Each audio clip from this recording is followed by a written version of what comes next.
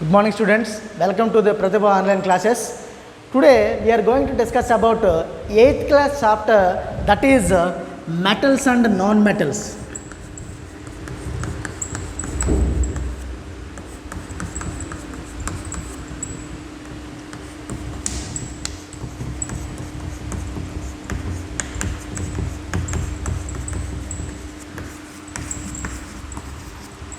This is very important chapter. Based on the properties of elements, elements are classified as metals, non-metals and metalloids. For example, this is a periodic table.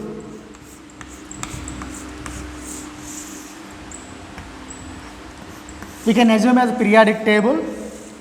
Here, these are 8 vertical columns, 7 horizontal rows, and 18 vertical columns.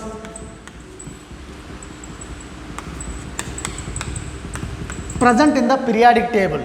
This is a periodic table.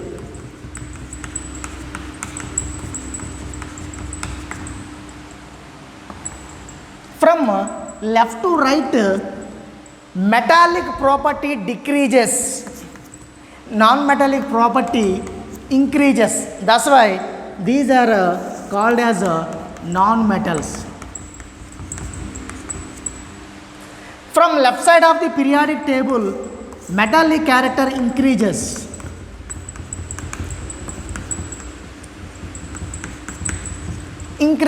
That's why these are called as metals. This is about periodic table. These are radioactive elements, 4F and 5F series lanthanides and actinoids present in the periodic table. Okay, what is meant by metal? Metal has special character, that is to lose electrons and forms positive ions. This is called as electropositivity, simply called as EP. So all electropositive elements are called as metals. And examples of metals: sodium, magnesium, aluminum, zinc, copper, silver, gold, platinum. Those are all examples for metals. And what is meant by non-metal? Non-metal means these are having a tendency to attract a shared pair of electrons towards itself. These are called as electronegativity. All electronegative elements are called as non-metals. Non-metals examples: chlorine, bromine, iodine, fluorine, hydrogen, etc. Sulfur also, etc. What is meant by metalloids? Metalloids means these are exhibit both the properties of metals and non-metals. These are called as metalloids. Metalloids simply germanium, arsenic, selenium, tellurium. Examples of metalloids. This is about simply metals and non-metals and metalloids. Metals and non-metals have special characters, that is physical properties and chemical properties are there. Physical properties of metals.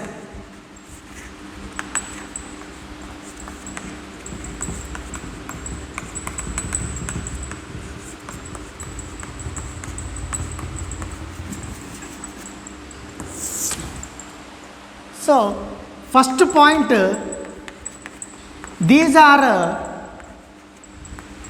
at room temperature, all are solids. Exceptional case, that is mercury, Hg, liquid in state.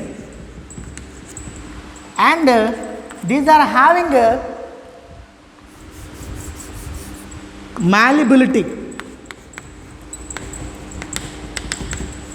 and sonority and ductility and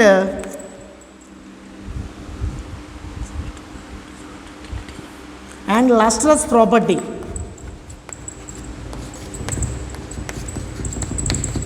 These are good conductors of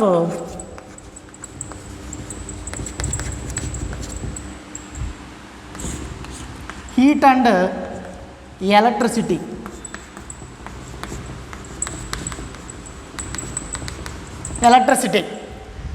So malleability, what is meant by malleability means making thin sheets by the hammering. So making thin sheets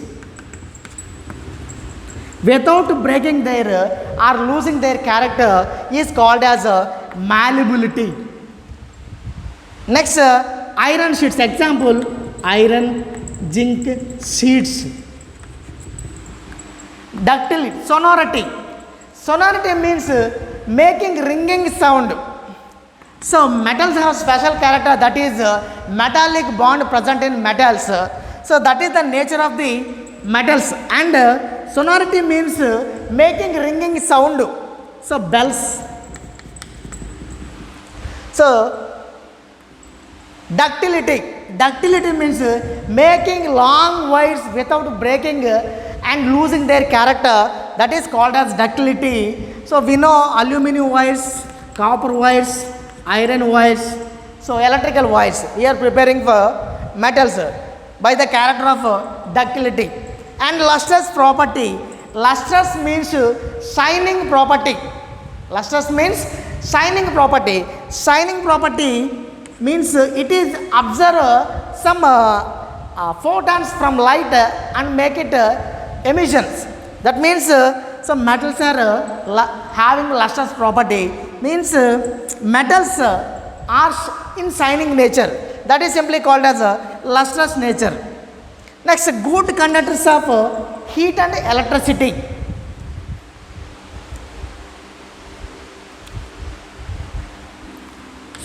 We know thermometer is prepared by mercury, that is Hg, it is also metal. And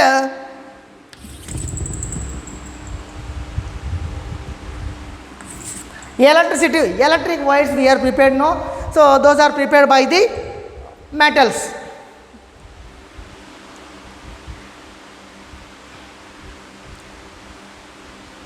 These are hard metals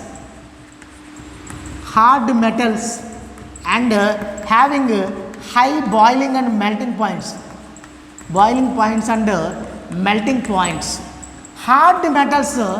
So hard metals means generally metals are hardest metals.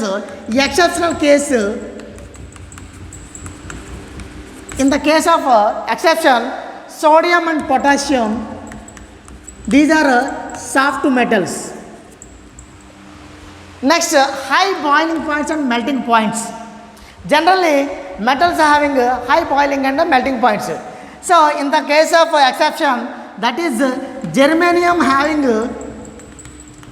melting point 35 degrees centigrade and cesium having 28 degrees. The metal which can melt in our hands, that is simply called as cesium at room temperature. These are the properties of metals, physical properties of metals. And physical properties of non-metals.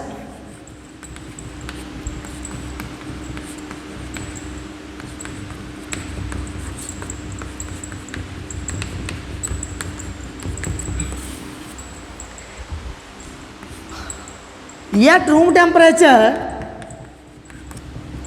these are gases and solids. Non-metals are gas and solids. Gases, example hydrogen, fluorine, chlorine, and solids, example sulfur, carbon, and etc. And second one, non-malleable. These are non-malleable. and non-sonorous. And fourth one, ductility, non-ductility, non-ductile. And fifth one, lustrous, non-lustrous, opposite to the metals, non-lustrous. And exceptional case for non-lustrous, iodine crystals are iodine crystals having lustrous. Iodine is non-metal. It is exceptional case for non-metal. And good conductors. And these are bad conductors of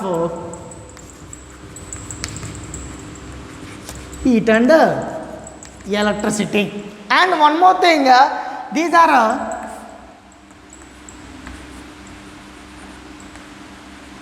also hard in nature and having low boiling and melting points. That means it is exceptional case there, that is so bad conductors of heat and electricity means here graphite is there. Graphite also one of the non-metal. It is having a good conductor of electricity and low melting points. It is example case for diamond. Diamond also prepared by carbon and it is also non-metal. It is example case. Diamond have hardest substance in the world and diamond having a high melting point.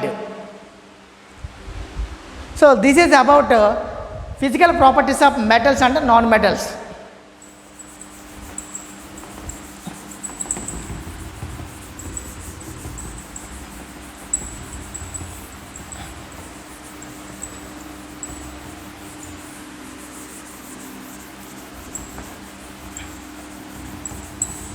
Conductivity of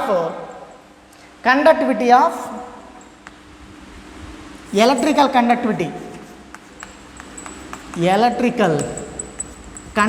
of metals.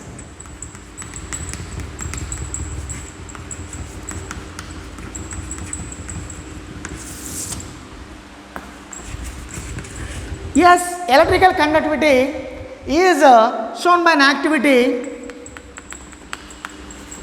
That is, we can make a diagram. This is battery plus and negative, and this is iron nail,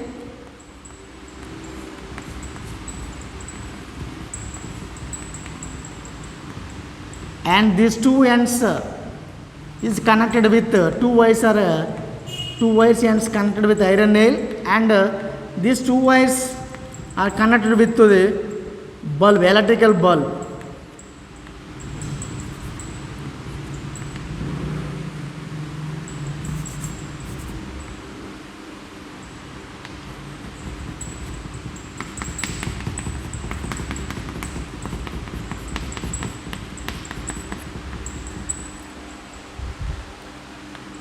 These two are electrical wires.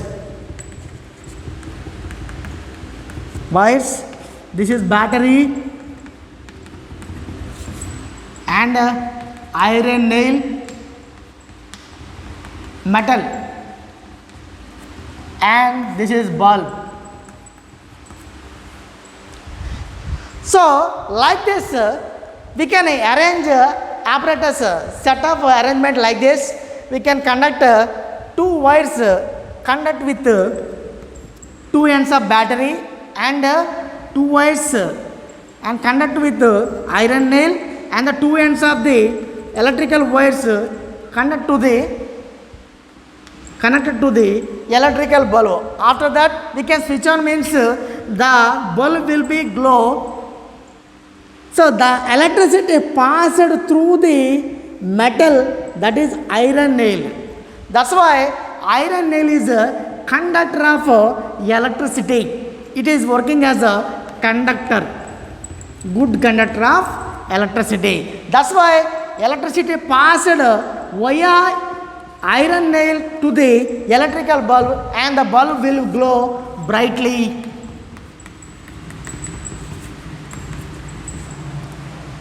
So by doing this activity, and iron, aluminum, zinc, copper, sulfur, iodine, bulb will glow or not? Glow or not? In the case of iron bulb will be glow, aluminum bulb will be glow, zinc bulb will be glow, copper bulb will be glow, sulfur not glow, iodine not glow. That means non-metals exception in the case of graphite, all non-metals are bad conductors of electricity, all metals are good conductor of electricity by doing this activity.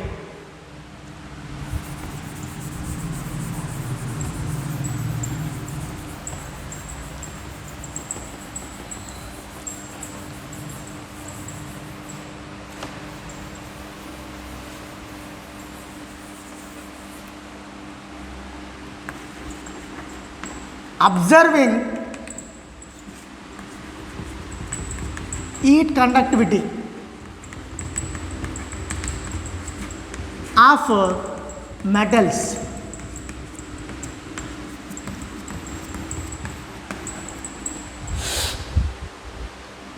This is also activity, very important activity.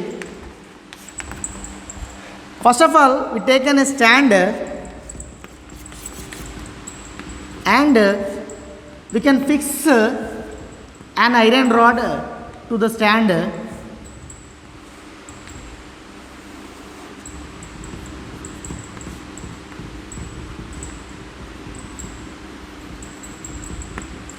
And we can fix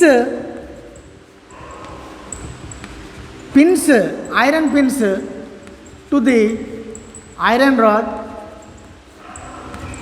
with the wax. After that,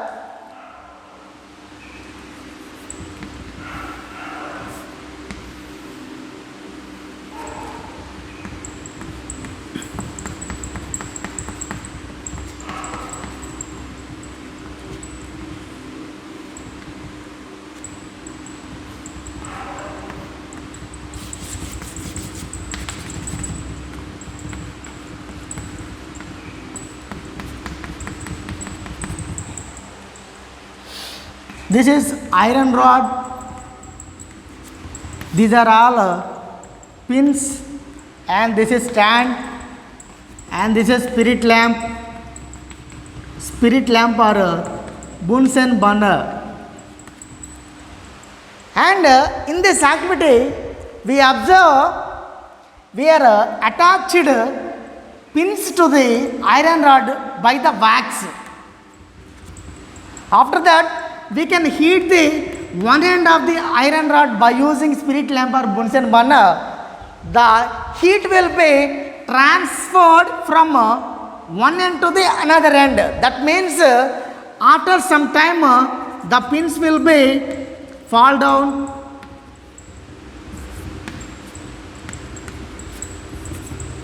Fall down like this. Why? Because here temperature of the spirit lamp will be transferred from one end to the another end of the iron rod. That means this iron rod working as a good conductor of heat. So that's why it working as a conductor. The pins, those are attached with the wax will be melted. When it is heated, the wax will be melted. When the wax will be melted means after melting of wax, the pins will be fall down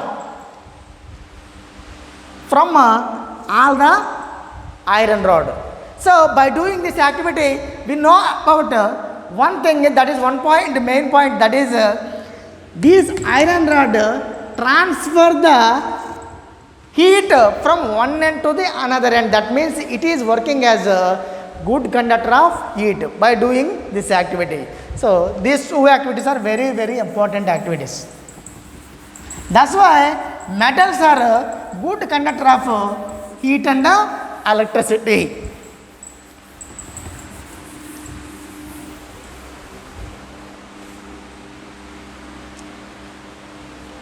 Next, chemical properties.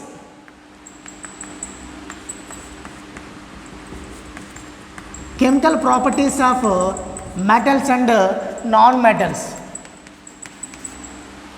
Reaction with oxygen.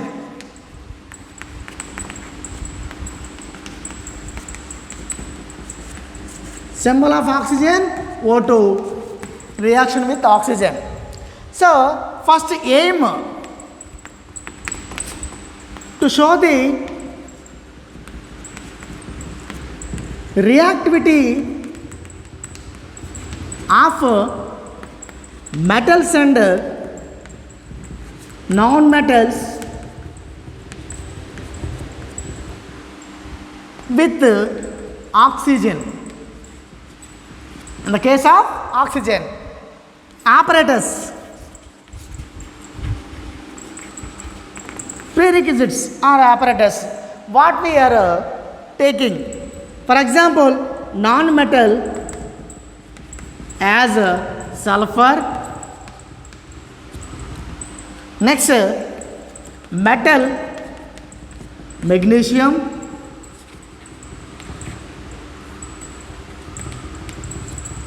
Next, litmus papers.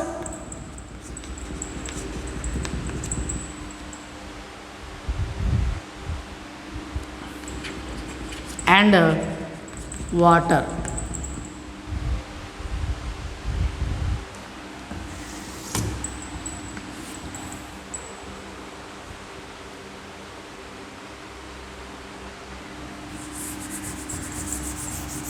So, okay, we can take a small piece of magnesium. That is, magnesium is when we burn with Bunsen burner, it is reacting with oxygen to form magnesium oxide. That means oxygen react with metals to form oxides. Oxides will be formed, and these are reacting with water to form magnesium hydroxide. This is base. We can test with litmus papers. It will changes red litmus to the blue. That means it is in basic nature. So now we can take a small amount of sulfur in deflagrating spoon.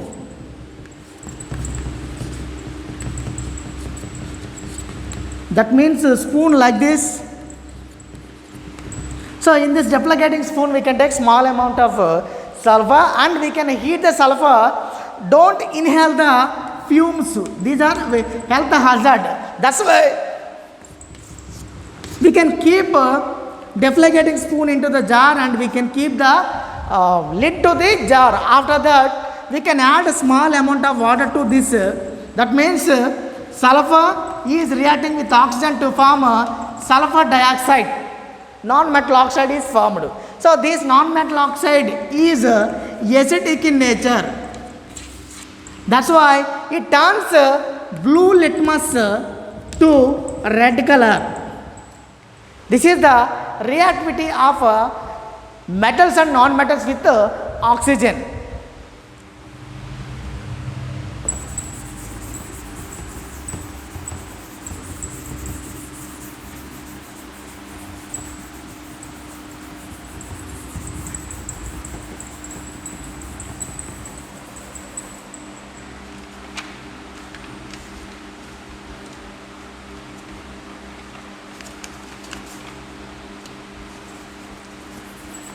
Next, rusting of metals.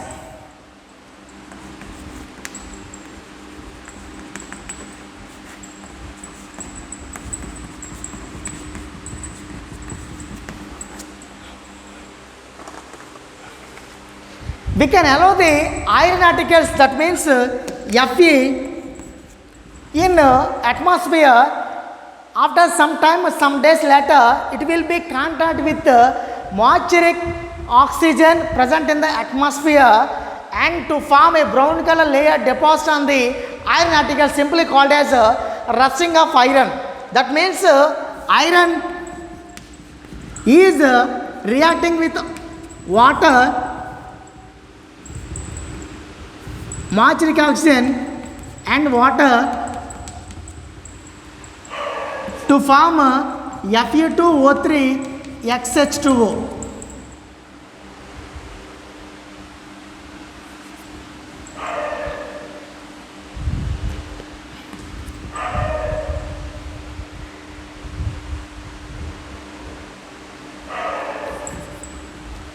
So this is air. It will contact with the oxygen present in the air and moisture water present in the atmosphere. After that, brown color layer deposited. This is called as rust. Rust formation. Brown color layer deposit on the iron particles. That means we can prevention from the rust. That means we can apply oil or grease on the iron particles, or apply paint on the iron particles. When we paint or when we apply oil on the iron particles, it will be prevent from the rust. And when paint will be gone, means it will again will be formation of rust. And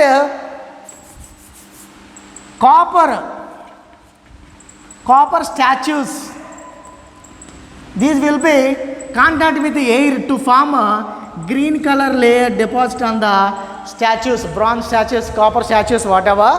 And silver and jewelry of silver, it will be grey in color when it is contact with air. Thank you.